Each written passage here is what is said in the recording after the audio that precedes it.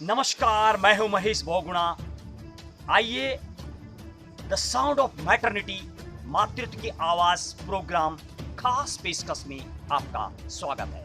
ले चलते हैं आपको आज देवभूमि उत्तराखंड, 13 जिले और साथ में विश्व प्रसिद्ध गंगोत्री, यमुनोत्री, बद्रीनाथ, केदारनाथ पड़ते हैं इस पवित्र भूमि। देवभूमि से कहा जाने वाला और जहां पर कई देवता अवतार लेते हैं, वास्तविकी लाखों लोग जाते हैं इन धामों में दर्शन करने के लिए और धन्य हो जाते हैं वो लोग जो इन जगहों पर जाते हैं। लेकिन इसी के साथ एक विडंबना, ये देखें मेरे सहयोगी की रिपोर्ट देवभूमि उत्तराखंड से, किस तरीके से एक बंदे पर आ रहा है देवता और किस तरीके से मुर्गे पर अटैक कर रहा है। क्या समझा जाए, ये दैत्य है, ये देवभूमि है। किस तरीके से देवभूमि को दैत्य भूमि में बदलने का काम कर रहे हैं। क्या ये देवता है या दैत्य?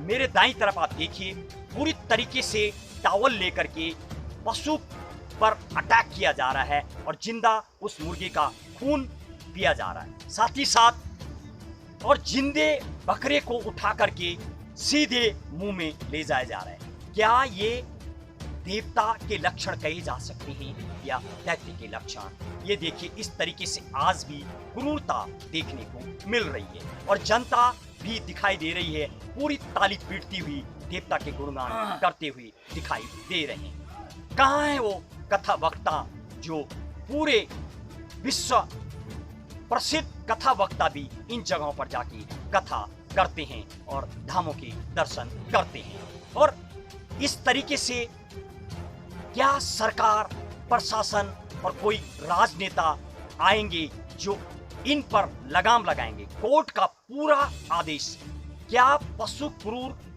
एक्ट के अधीन क्या इनको अरेस्ट किया जाना चाहिए या इस तरीके से क्रूरता और बलि आज भी देवभूमि में जो देखी जा रही है, क्या इस पे कभी लगाम लग पाएगी? कौन सी वो संस्थाएं और कौन सी वो जो इस सामाजिक संस्थाएं जुड़ी हुई हैं, इस तरीके से मुक्त बनी हुई हैं और इस तरीके से क्या कहा जाए, किस तरफ बढ़ रहा है देवभूमि उत्तराखंड? क्या इसको कहीं ऐसा तो नहीं है आने वाले टाइम में देवभूमि को दैत्य भूमि कहा जाएगा? पशु क्रूरता एक्ट के अधीन क्या लागू हो पाएगा कानून?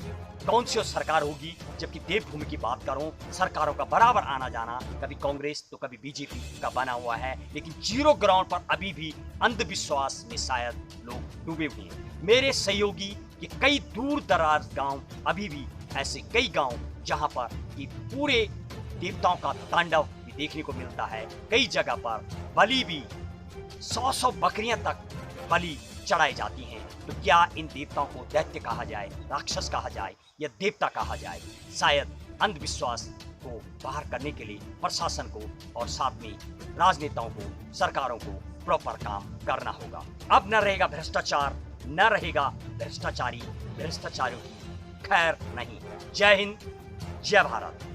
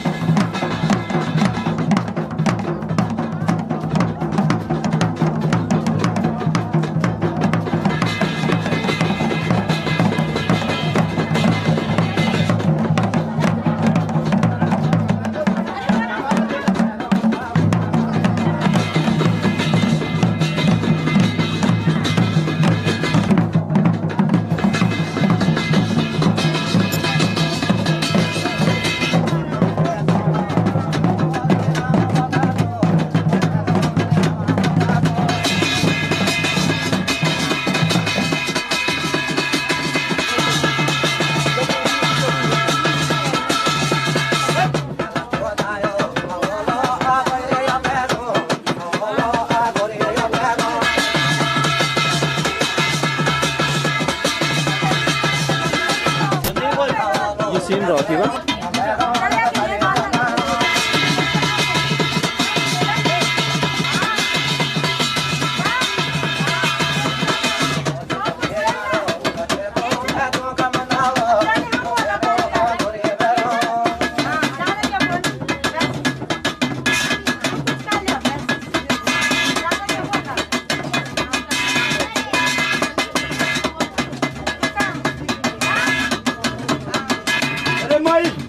मेरे को बोला तुमने यहाँ पर रहो और मेरा वीर रहा और तुमने फिर बोला कि यहाँ नहीं रहना चाहिए।